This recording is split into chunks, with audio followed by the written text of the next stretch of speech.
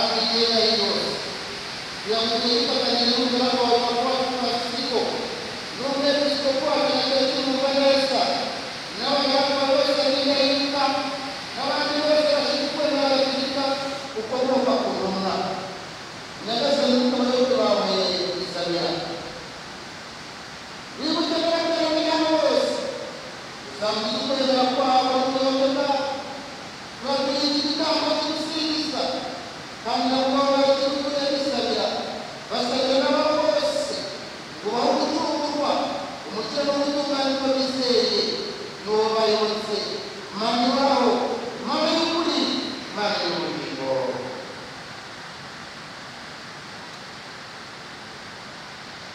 niba mihana kwitondera ibyiza yose kugira ngo imbabazi y'Ibrahim ari nawe Yesu Kristo umwami wacu yazutseho akaba bapfuye kwibuka kandi kwambere na mbere muhirima y'ibendera n'ikuzo mu bigira iteka nyina w'Imana Yesu Kristo umwami wacu kwibuke kandi na Yesu Mutagatifu umugabo w'umubikira intumwa zawe ntagatifu n'abo bagupfiriye Petero Paulo Andrea Yakobo Yohani Tomasi Yakobo Filipo Bartolomayo Matayo Simoni Tadeyo Rini Treti Termeni Sigisti Corneli Spriani Laureni Isoboni Yohani na Paulo Cosma Damiani na watu watakatifu wote ili wasengeshe yao ibyiza bakoze maze kutabara kandi kurengera muri byose kubwa Kristo umwami wacu ituro tukwegera Yesu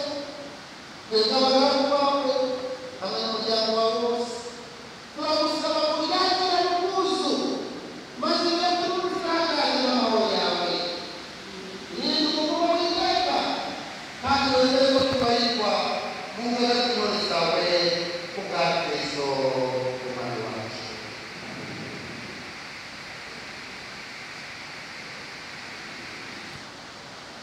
Nyagasani twegabagaragu bawe n'umuryango wawe uragusaba kubakira ibituro turi guturiye cyane cyane abo wahaye kubungabunga ibuye mu mazi y'abatisimu n'umuriro w'umutagatifu maze ukabakiza ibyaha byabo byose turakwinginze ibituro bisakaza n'amahoro yawe turinde amahoro wite kandi wemere ko tubarirwa mu ngabire zawe kubwa Kristo umwami wacu uragusabye Mana y'ishema ibituro byawe wabibonye yose uri umugisha uryakire urishime uritagatifuze bikunogeye maze bihinduke bitubere umubiri n'amaraso by'umwana wawe ukunda cyane Yesu Kristo umwami wacu arayibwiye yafashe umugati mu biganza by'umutagatifu yubura amaso areba akurangamiye uw'Imana ishobora byose agushimira n'amagambo y'umugisha arawumanura nuko yohereza abigishwa be avuga ati nimwakire maze mugire mwese iki gikorwa n'umubiri wanjye ugiye kubatangirwa